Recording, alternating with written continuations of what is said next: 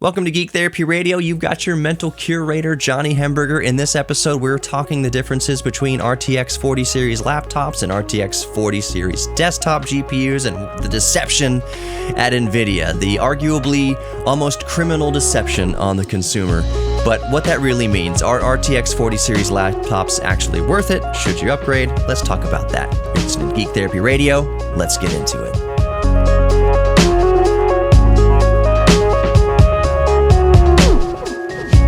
Welcome to Geek Therapy Radio. You've got your mental curator, Johnny Hemberger.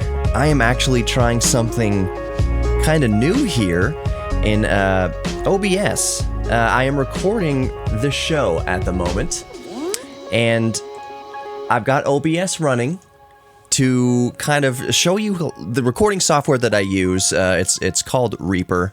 I use it on Microsoft Windows 11 in this case, but it's available for everything. You can download Reaper for your Raspberry Pi computer. I wish Reaper came on Android or iOS, but it doesn't. It is on Mac. You can do it for Mac OS, but I'm just saying there's not like a mobile version for your phone. That would be amazing if there was a mobile version for your phone or tablet. There are other alternatives.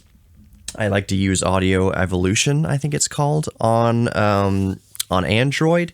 You could also use Fruity Loops if you wish. But anyways, I'm just trying this experiment here. So I'm going to upload this video to YouTube of what I'm recording here, of the broadcast and podcast here, just so you can kind of see the audio software I'm using. It might be interesting to some people, so go check out Geek Therapy Radio on YouTube. Just type into YouTube Geek Therapy Radio podcast, and it should come up. I will, of course, include links in the podcast description if you download the podcast or subscribe to the podcast in your favorite podcast player, iHeartRadio app, Apple Podcasts, Google Podcasts, Spotify, wherever.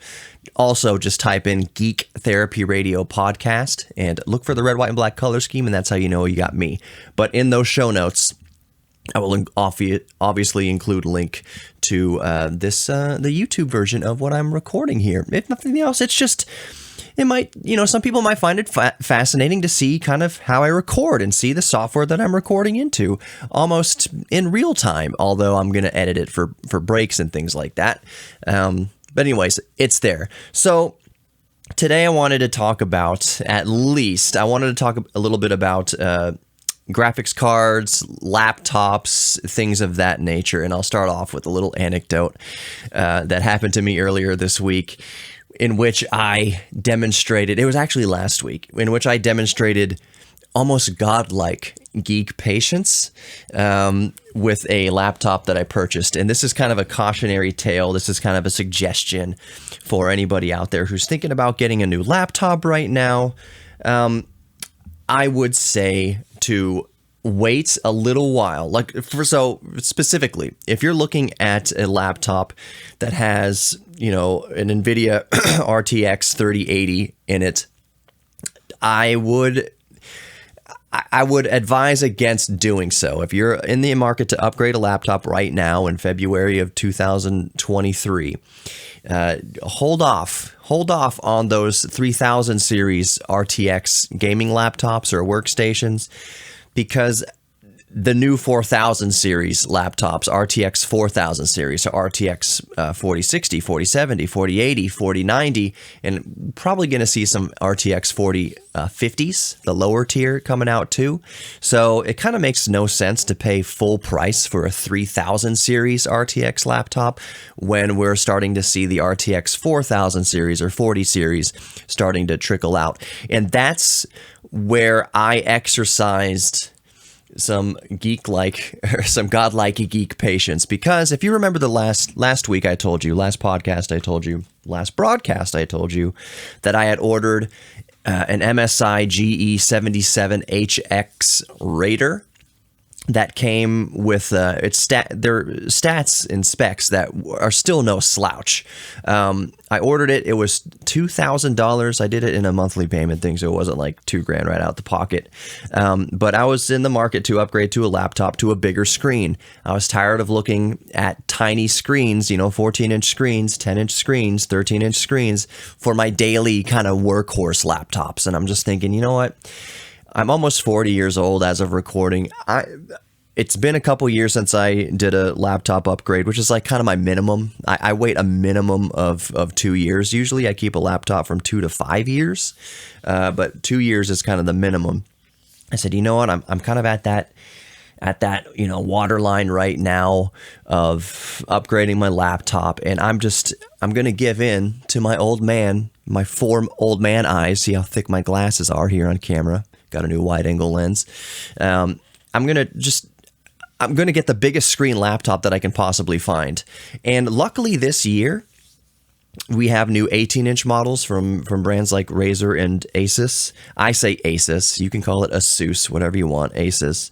Asus is a stronger name. If you're going to name a kid Asus or Asus, what's the stronger name for like a male child? Like Asus or Asus?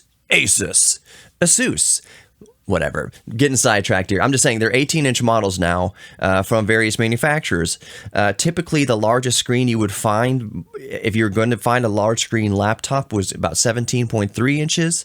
I would say 15.6 inches was the kind of industry standard, like the most common screen laptop you would find. My last workhorse, though it's still my workhorse right now, is this Zephyrus G14, the Asus Zephyrus G14, 14-inch screen. It's got the RTX 3060 in there, 6 gigabyte. It's got the Ryzen 9 5900HS. This is still an absolutely exceptional laptop. I will be selling it to make financial room for the laptop I upgrade to, which I'll tell you about in a moment. But the patience I exhibited, I'm sorry to get so sidetracked. The patience I exhibited was I ordered that MSI GE77HX Raider with RTX 3070 Ti and the Core i7 12800HX. Beefy stats. I ordered it, and then I started seeing all these videos for Asus G18, the ROG Republic of Gamers G18 with a Core i9, 13980 HX and RTX 4080 for just a little bit more than I was going to spend on the Raider. And I'll tell you why I was patient. I guess it's a kind of a cliffhanger in the next segment. Stick with me. You're listening to Geek Therapy Radio. Be right back.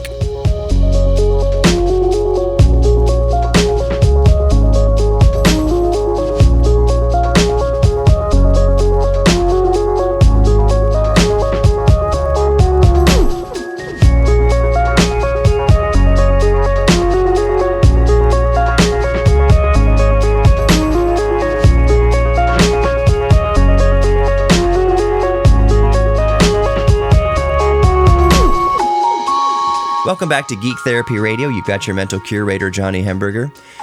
This is where the podcast listeners and those watching on YouTube kind of benefit from consuming the content in those formats, because if you listen on the broadcast radio, you just heard 4 to 5 minutes of advertisements for God knows what. Stuff that I don't necessarily endorse. I don't know. I don't know what commercials they're going to put in the show when I send it off to the station. So I'm just saying, if you listen to the podcast, I think there's a couple commercials. There's a commercial, the pre-roll commercial, a mid-roll commercial, and then an end-roll commercial. And I think iHeart may be requiring me to put more in, maybe like 2 mid-rolls. For the actual podcast, you won't get any of that. If you're watching the YouTube version of that, you'll see pre-roll and end-roll. I think that's about all I do. Mostly for these podcast uploads on YouTube, I might add a spot between segments just because. Even if I do, you're still not listening to 5 minutes of commercials between segments like you would on traditional radio. So if you're listening on the radio right now, I highly recommend downloading the podcast, or subscribing to the podcast in your favorite podcast app. Just search for Geek Therapy Radio Podcast in your favorite podcast app. Look for the red, white, and black color scheme, and that's how you know you got me. Although I would say at this point, if you start typing in Geek Therapy Radio into any kind of search engine, I think that I've been around long enough that my show comes up first. Let me know. This is a good kind of segue to letting you know the email address. Let me know if you type in Geek Therapy Radio into Google or whatever, does my result come up first? And you can let me know my email, Johnny, Johnny, at geektherapyradio.com. You can also just go to geektherapyradio.com, and the very first thing you see is a submission form. It's just a contact form. It's not putting you on any sort of mailing list. It doesn't register you with anything. It's literally just a different way to contact me directly. So just go to geektherapyradio.com. You can contact me directly through there, or email me, Johnny at geektherapyradio.com, or on all the social media, Twitter, Instagram, TikTok, Facebook, all that good stuff. Just type in Geek Therapy Radio Podcast. There's a million different ways to get at me. So the patience I exhibited, the godlike geek patience. I had ordered that GE77 Raider from MSI, and it took a few days to get to me, and then I saw the video reviews from like Dave 2D and such for the Asus ROG G18 for $2,500, $500 more than the $2,000 that I was planning to spend on the Raider. And I thought, you know what? I need to cancel this order. I looked at the shipping from Amazon and said, all right, it hasn't left the facility yet. It hasn't, gone out for delivery yet. So I said, okay, good. So I canceled the order to get the refund and everything like that. And I was trying to catch it before it actually got onto the UPS truck. So I started the cancellation process, but it had already gotten onto the truck. So the UPS driver shows up at the door, and they need a signature for this kind of thing, or at least see you face to face because it's an expensive item. He got to my door, and I was like, oh man, I'm so sorry. I just canceled this thing like an hour ago. So if you just, give it to me and I'll get a shipping label or whatever, I'll take it up to the UPS store and take care of it. To UPS's credit, I have a big chip on my shoulder in general with UPS, but to UPS's credit this time, they were awesome in handling the return process. The driver's like, you don't have to take it back to the store. Just leave it with me. He made a little note on the thing, and I still had to sign the little digital thing that I had gotten it but sent it back. So he's like, you don't have to go to the store. I'll just put it right back on the truck and don't worry about it. So that's what I did. And that was the patience, is that I held this box with a still legit baller status 17.3-inch laptop with an RTX 3070 Ti inside and a Core i7-12800HX. I held it in my hands. It was like a 360 hertz screen refresh rate or 240 hertz screen refresh rate. It was a baller laptop. I was holding it in my hands. I was like, oh, but I gotta send you back because I know there's better options now, more value for money, especially because of that Asus G18 with much better specs for, yes, $500 more, but the value for money is way better there. Plus, some geek info for you. If you look around, sorry for clearing my throat without hitting the cough button, so to speak. If you look around for RTX 40 series laptops, $2,500 for an RTX 4080 laptop that at full 175 watt TDP for $2,500 is ridiculous value. Go look at the same exact specs for a Razer 18-inch laptop, and it's way over $3,000. Let me see if I can bring up my Chrome here. What screen is it going to show up on? I'm going to look up the Razer 18-inch RTX 4080 laptop. Let's just see what kind of comes up here. And let's see if we can see a price on here. RTX 4080, looking on Amazon right here, $3,800. So if you want to get the Asus G18, almost, yeah, same exact specs. RTX 4080, the 13th gen Intel 24-core i9, 24-core 32-thread i9, same exact processor. Same exact specs, as the G18, but the Razer, obviously, since it's Razer, it's like the Mac version of Windows, is $3,800. Same specs for the Asus G18, $2,500. That is more than $1,300, about $1,300 of a price difference if I'm doing the quick math in my head. The Razer Blade 18, if you want to jump up to the RTX 4090, you're paying $5,199. You're paying $5,200 for the RTX 4090 version. I can't recommend that to anybody on earth in good conscience. That's ridiculous. I would personally go with the RTX 4080 in the Asus G18 for $2,500. That's an almost impossible price to performance ratio that you're going to see from manufacturers all over the place. I think I have seen another manufacturer, as long as I got eBay up here. Let's type in RTX 4080 laptop and just kind of see what comes up, because I think there was one for $2,800 from a manufacturer, but I'm blanking out, so I'm bringing it up. I don't think I have this on my recording on my OBS. You can't see what I'm typing into Amazon here, but you'll just have to take my word for it. You can go back and search yourself. Let's see. So the Gigabyte Aorus, AORUS 17-inch model, 17.3-inch, slightly less specs than the G18 and the Razer 18 that we're talking about. And that's about $2,300, $2,389 is what it is, $2,389 for RTX 480 laptop with the i7. Now, here's the thing about that. I'm just looking at Amazon here real quick as I'm recording. I will bet dollars to donuts that the RTX 4080 version in this is the lower TDP version. It's probably going to be a TDP around 80 watts, and that kind of leads us into a different conversation. But to wrap up this one really quick, I sent back the Titan 77HX so I could order whenever it's available. It's not available right now as a recording. I want to order the Asus G18 with the full TDP, full laptop TDP, that is 175 watt 4080, and the full TDP mobile i9 13980HX. It's just the best value, $2,500. It's not chump change. This laptop's going to last me 3 to 5 years. There's no way that I'm upgrading this in 2 years. I say that now. I say that now, and my wife's going to hold me to it.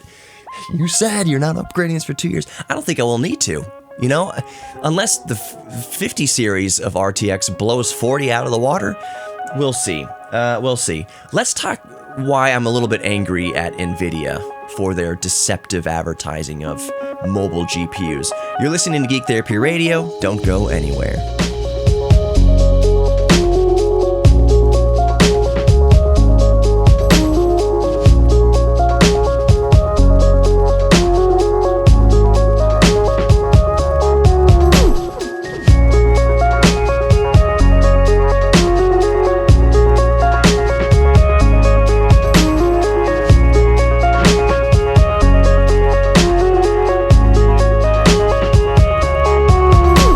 Welcome back to Geek Therapy Radio. You've got your mental curator, Johnny Hemberger. Grab the podcast in your favorite podcast app. Just search for Geek Therapy Radio Podcast.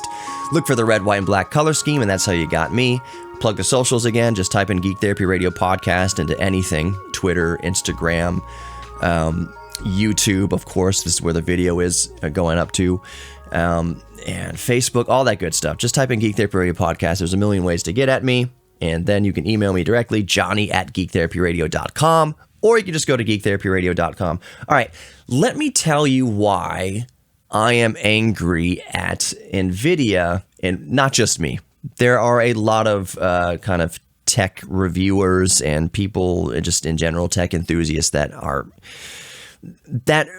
really angry at Nvidia, and some people, including myself, perhaps it's just rhetoric. I got to be careful with this, but I think they're kind of being. It's almost criminal how they are deceiving the consumer with their mobile GPU variants. So to paint a clear picture on this, and by the way, side note, just because I'm getting a little, I get a little distracted here in Geek Therapy Radio. I am recording the show. I don't know if you can see it on my what is this? My GPD WinMax 2. I freaking love this thing, and that's what I'm recording the show and processing it on today. So just letting y'all know that. for whatever reason. But let me let you know now, get into the discussion of why we're so, upset with Nvidia. So if you buy, how did I have this set? If you go out and buy a laptop that says it has the RTX 4090 in it, for instance, you would think, because all Nvidia is calling it on the box and in branding is the RTX 4090 laptop, whatever manufacturer's making it. If it's MSI, if it's Razer, if it's Asus, if it's whatever. If you see RTX 4090 laptop, the average consumer is going to think, oh, that's the same RTX 4090 that you can get for your desktop computer. Let's see if I can pull out from... I'm looking for a graphics. The first one I pulled out is this tiny GTX 750 Ti. Anyways, you think what you're going to get, and this is not a great example because it's a small form factor, half height, low profile card, but you're thinking you're going to get a graphics card the same as you would get in your desktop computer.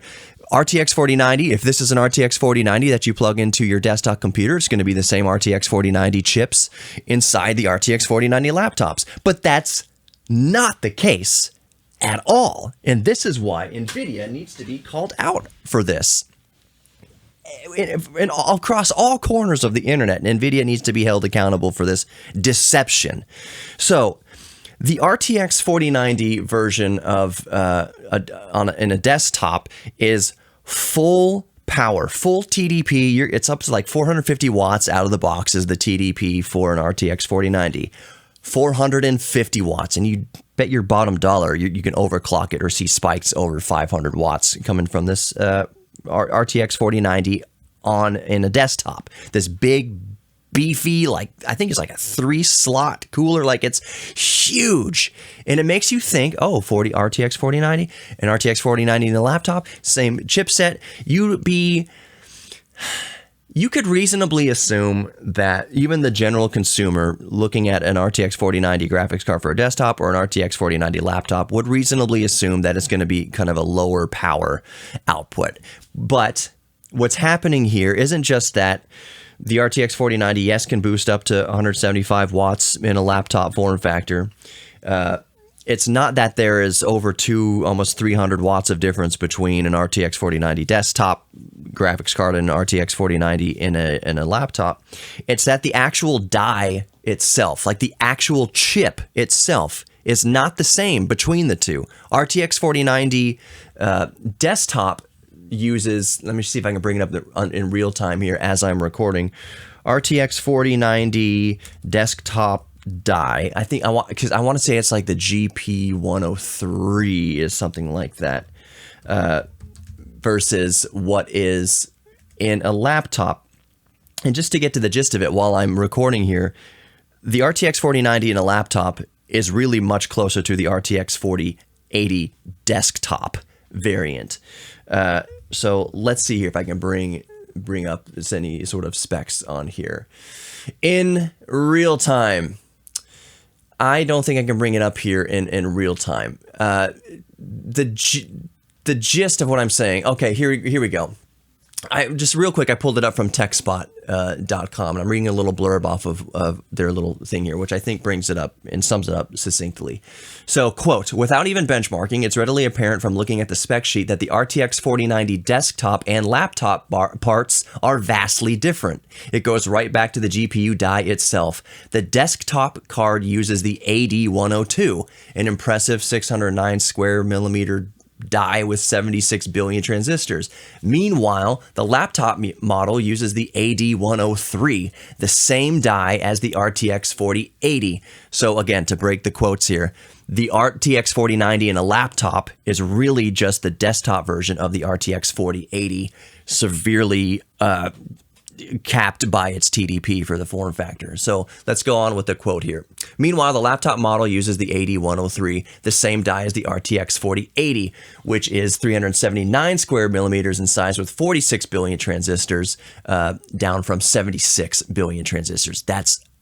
What's the percentage there? It's a crippling amount of of downsizing going there. So to continue the quote here, this brings with it a substantial reduction in CUDA core count, dropping from a whopping 16,384 to just 9,728 in the laptop model, end quote. So here's the thing. Also, you get less VRAM. So in the RTX 4090 desktop, you have 24 gigabytes of GDDR6X, and the 4090 version of the desktop, you're getting 16 gigabytes. So this is what Nvidia is doing, and this is why it's so frustrating. And it should be illegal how Nvidia is advertising these RTX 4090 laptops and RTX 4090 desktops. Really what they should be doing with the laptops, they need a lot better nomenclature. They need to say it's an RTX 4090 like LP, or they do have like Max Q and Max P and all sorts of stuff, but you got to dig around in the specs to find out, to see that kind of those words being bandied about, to see the word Max Q, 4090 Max Q or 4090 Max P, whatever. It's all buried. If you go into Micro Center, if you go into Best Buy, if you're looking at the box of this laptop or whatever, looking at the spec sheet, it's just going to say RTX 4090 laptop. It's just going to say Asus G18 RTX 4090 Vision. And it's going to make you think that's the same 4090 that's in a desktop. It's going to make you, like a few aisles over where you go and buy your graphics cards for your desktop, it's going to make you think, the average consumer who hasn't done the research is just going to think it's the same RTX 4090 in both. It's just maybe a little lower powered in the laptop. But as I've just read, that's not the case. You have a massive reduction in CUDA cores. The RTX 4090 desktop has over 16,000 CUDA cores. The RTX 4090 in the laptop has just under 10,000 CUDA cores. You have like 7,000 less CUDA cores between the two. It's ridiculous, but it's got the same name on it. That should be illegal. So, all that to say this, while yes, Nvidia needs to be held accountable for this criminal. It's almost like Elon Musk and Tesla calling autopilot. It puts a very false sense of what you're actually getting. It's a dangerous, well, in the vehicular world, it's deadly. It's deadly to put in the people's brains that this is autopilot. Autopilot makes you think that the computer does everything, and you just don't have to touch the wheel. You can just sit and cruise along while your Tesla slams into the side of a semi truck or into the rail of a freeway, killing everybody inside, because people hear the name autopilot and they just assume that the car is going to do everything perfectly. So whatever, you call that Darwin Award. If you want to be callous like that, Darwin Award, whatever. Never trust a car to do everything autonomously. But the problem would be much alleviated if Elon Musk never called it autopilot in the first place. Every other manufacturer who has driver assist keeps that kind of name in mind, that idea in mind, that it's just driver assist. It is not autopilot. It's not the car doing everything for you. It is just a driver assistance package, like Chevy Super Cruise and things like that. What is Ford Blue Cruise, whatever? They don't use the name in their autopilot. They don't put into consumers' minds that they can just be hands off on this experience. So that's a more serious example, but it's still why naming matters. So just be aware that if you go to buy an RTX 4090 laptop, that it's not the same as an RTX 4090 desktop graphics card. Really what you're getting is a stripped down version of the RTX 4080 desktop version in an RTX 4090 laptop. I know it's kind of confusing. Let's talk about the laptops in general in the next segment. You're listening to Geek Therapy Radio. We will be right back.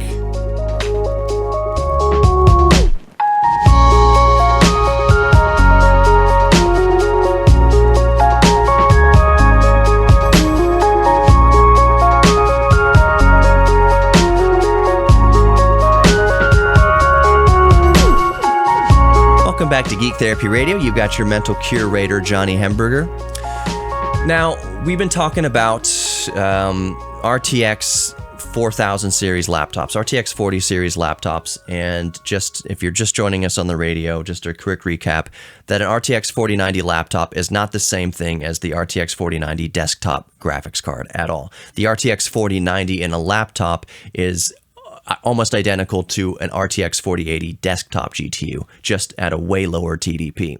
So the desktop 480 that is in the laptop, it gets so confusing. It gets so confusing because desktop 4080s, before I misquote here, desktop 4080s should come with more graphics RAM, more VRAM, and they do. The desktop 4080, the desktop RTX 4080 has 16 gigabytes of GDDR6X. The laptop version of the 4080 is the 12 gigabyte VRAM version that now is going to be actually the RTX 4070. Like, it's... For those of you familiar with Nvidia's backtracking about the RTX 4080 series, it was like they were pitching the 4080 to have 12 gigabytes and they were going to rebrand it some sort of way, and the people were like, no, that's stupid. Now RTX 4080 is the 16 gigabyte version, and that kind of canceled version of the desktop 4080 is now the laptop 4080 with only 12 gigabytes of VRAM. There's a little bit of cluster effery going on with the 4000 series of RTX, of Nvidia graphics cards, that AMD has there's always this kind of some confusion. Not always, but a lot of times throughout the history, throughout the generations of graphics cards, there's been instances of confusion over the years from Team Red and from Team Green. Team Green right now is going through the confusion of what the heck is an RTX 4080. What the heck is an RTX 4080 on a laptop? What the heck is an RTX 4080 on a desktop? What the heck is an RTX 4090 on a laptop? What the heck is an RTX 4080 in a desktop? Why are they different? It should be illegal to be so deceptive between the two. We've been talking about all that. That's what we've been talking about in the previous segments of the broadcast and podcast here. So if you want to hear what I was talking about, you should go back. Here's something else I'm learning is I need to get maybe like a switchboard. If I'm going to record these into OBS or whatever and upload to YouTube later, you should be able to see like what website I'm looking at without me having to go back post-production and add them if I even do that. I'll get that figured out. It's just, this was kind of a quick wham bam. I wanted to set up OBS on my WinMax 2 here and test out my new wide angle lens here in the studio. So anyways, I've been ranting about the deception, Nvidia's deception between RTX 4090 laptops and RTX 4090 desktop graphics card. Does that mean, though, that there is no value in RTX 4000 series laptops? Absolutely not. Absolutely not. Go watch any review of, for instance, the RTX 4090 laptops or RTX 4080 laptops from Dave 2D or from otherwise. You'll see that the RTX 40 series in a laptop absolutely destroys the outgoing 30 series, RTX 30 series in laptops. It is a huge bump in performance. I want to say on the order of, it varies wildly. It varies wildly depending on the game, varies wildly depending on the application, but it's not completely unexpected to see a solid 30% or more performance jump between, let's say, an RTX 3080 and an RTX 4080 in a laptop.